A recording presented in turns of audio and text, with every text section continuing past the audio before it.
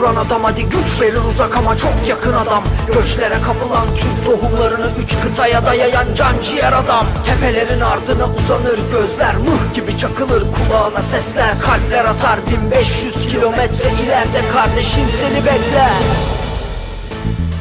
Hamahımız Halep Şam'da, Havranca olan tepelerinde. Eydilli Elbeylül Barak, hayat Türkmen arşivleri. Bölük bölük göçler ile, Antar ile, Kervan ile, düştük gurbet illerine biz. Bölük bölük göçler ile, Antar ile, Kervan ile, düştük gurbet illerine biz.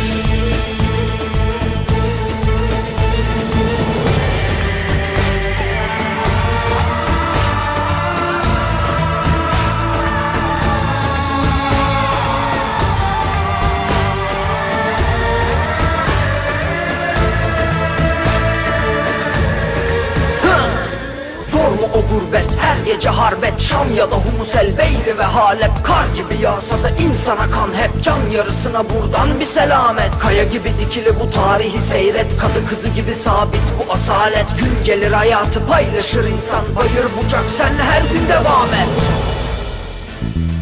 Yüklendi kervanlar göçe, 84 bin otobelimiz. Asya, Avrupa, Afrika, 3 kıtaya sarhoşuz biz. Bölük